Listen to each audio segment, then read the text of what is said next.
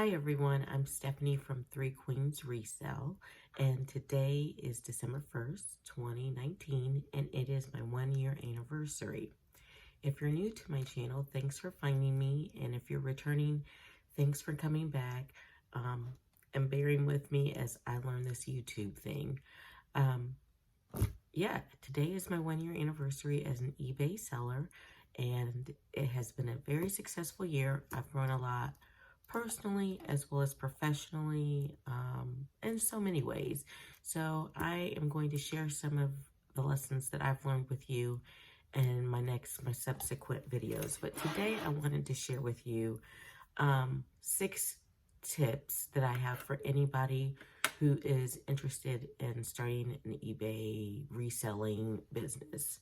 And I know there are tons of tips out there, and a lot of those tips are from people who make $100,000 plus and have been doing this a long time and have just knowledge of the field. But like myself, I just legit was like, actually my daughter started selling her things, and then I picked the ball up and started selling things, and then I started thrifting things. So I have really just taught myself and YouTube videos. So I am definitely pulling myself up from my bootstraps and learning as I go. So that you don't make some of the mistakes that I have, I'm going to share a few just little lessons with you today in this video. And this will be part of a series of what I've learned in my first year as a reseller. So if that sounds interesting to you, stick around. Okay, number one, know your why. So when I started off on this, I kind of was just like, oh, I'll sell this. Oh, I'll sell that.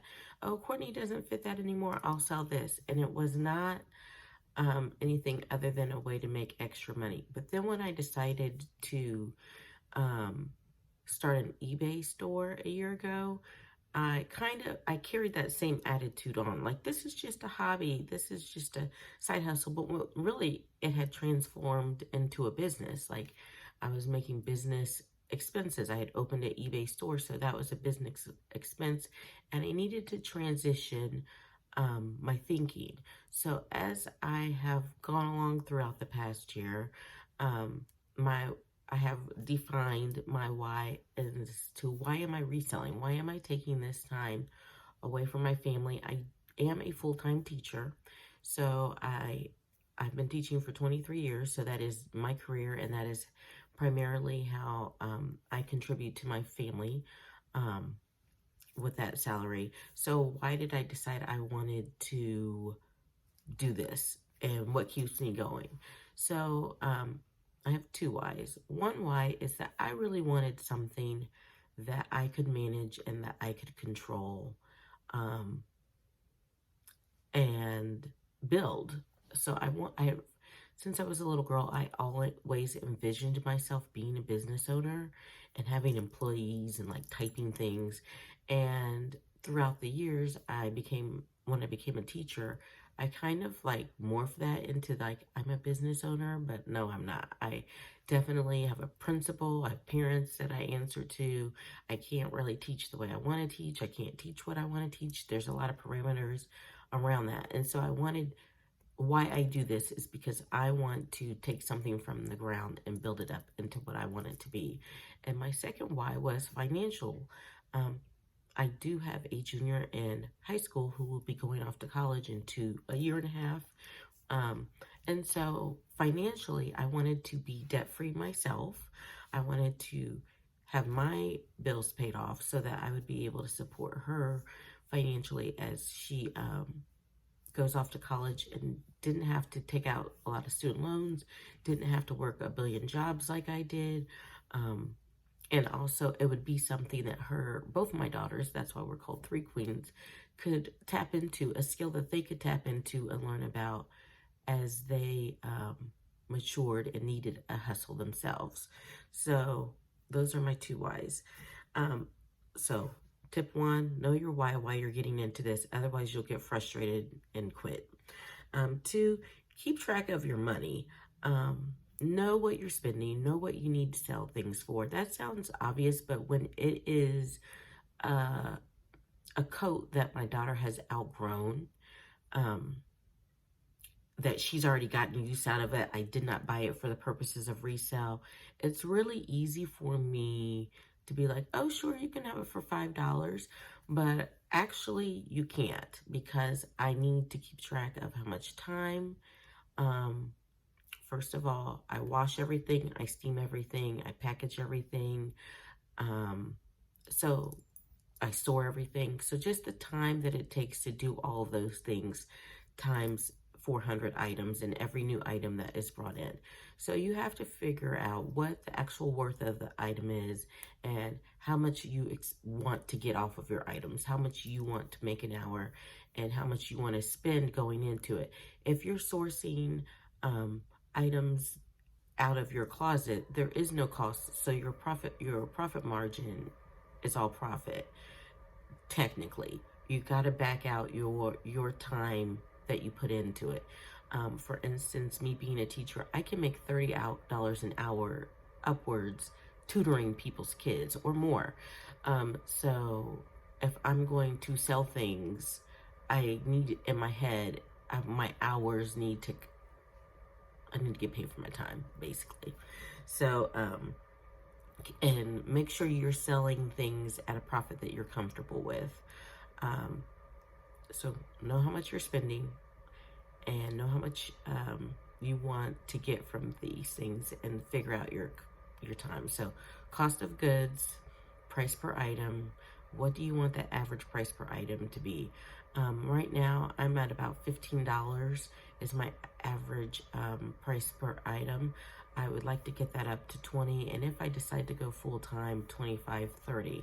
So, but I do source from the bins, and so I have a lot of, and I use a lot of my own things, and people give me things. So my average cost of goods is under $1. So right now I'm okay with that. Tip number 3, I would say start small. And I'm sure you've heard this from every other reseller that you've watched. But me being a year into this, I have grown exponentially. I am on 4 platforms. I am on eBay, Poshmark, Mercari, Vinted, Kidsin. Actually 5. That's 5 platforms. And I'm looking to start doing direct sales through Instagram and Facebook Marketplace as well. So, but I didn't start on all those. I started on Mercari, learned Mercari, started then Poshmark, felt good about Poshmark, eBay, and so as the time has gone on, I have added more things because it's good to diversify. And as I look to this being potential full-time income in the future, I can't have all my eggs in one basket. For instance, Poshmark had a crazy week where nothing sold the first 4 days. And then eBay has been crazy all 4th quarter. I've sold like 7 things on eBay in the past month. So you just have to diversify so that you have an opportunity to sell your things on multiple platforms. But don't get ahead of yourself. Start with your own things. Sell your things. Sell your kids' things. Sell your husband's things. Then ask your friends. Sell their things. And then start thrifting. You don't want to go out there and purchase a bunch of things and then have them laying around. I have purchased a bunch of things and all around me in this room, and I sell a bunch of things at this point, so I feel comfortable carrying the inventory that I do. Also, you need to ask what this goes on with the start small. When you do start to grow, you need to ask for help or seek help when you do need it. For example, ways that other people help me. My husband shares my closet, but I do also, I've hired someone to share my closet 3 times a day. And so between that person, my husband, and myself, my closet can get shared 5 times a day. If you are not on Poshmark, then you don't have to worry about that. But that is something to think about if you're on the Poshmark platform.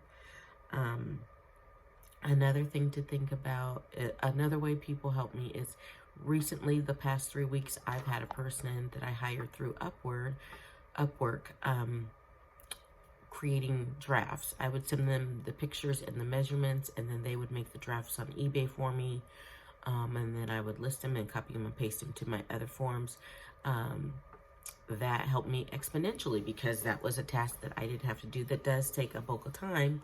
And it's much easier to proofread and copy and paste, much quicker. I could get more things listed quickly. I don't currently have a person like that right now, and I will discuss that in an upcoming video.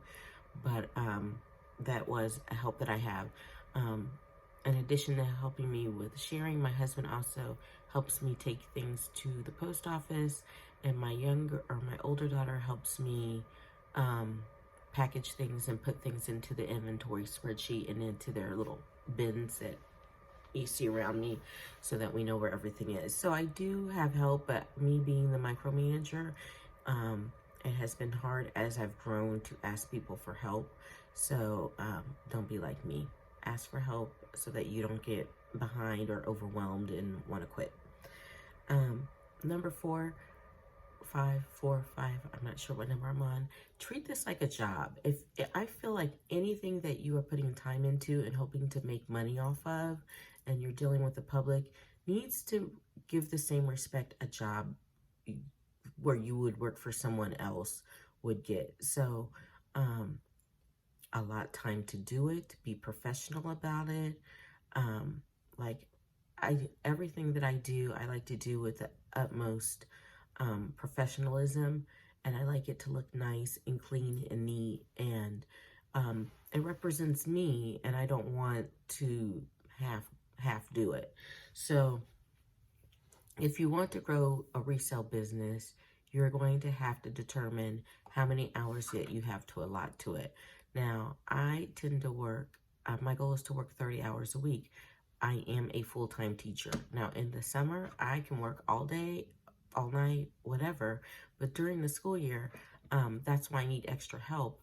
I have to, whole nother career that I'm working on. So treat it like a job. If you have to clock in and clock out, put one of those apps on your phone and do that, but give it some time. You cannot expect to see piles of packages and you only work on this like randomly 1 or 2 times a week. You've got to put some time into sourcing, listing, photographing, packaging, all that good stuff. And my last one is to set some goals and be consistent in your practices. It's one thing to set a goal but not have a plan in place for achieving that goal. So set your goal, have a plan in place for how you're going to achieve that goal. Maybe, and I've tried to set goals for myself that I can control. I cannot control that I'm going to sell $2,000 a week. I cannot control that. If I could, I would. But I can control that I'm going to list 10 new items a day and that I'm going to share my closet 3 times a day. I can't control that. And if I do that, then maybe the $2,000 a week will come. So think about, maybe your goal is, I am going to not source until I've listed everything I've sourced. I'm not going to have a death pile. So all those things work into achieving your end financial goal. Now, I do have an end financial goal in mind. And so to achieve that, and I have daily goals and monthly goals and all that, to achieve that, I have things that I need to do each day as part of my plan to make those happen. So I hope this has been helpful and I have not just been rambling on. If you like this type of content, give me a thumbs up and subscribe. That way you will be notified anytime I list new content. Also, be sure to follow me on Instagram and the link below, as I am going to start direct sales via Instagram, and I am going to start another channel, Tutoring with Mrs. Weddle. So if your kids need help with English reading or writing, I am your girl also. So thank you for your time, and until next time, bye.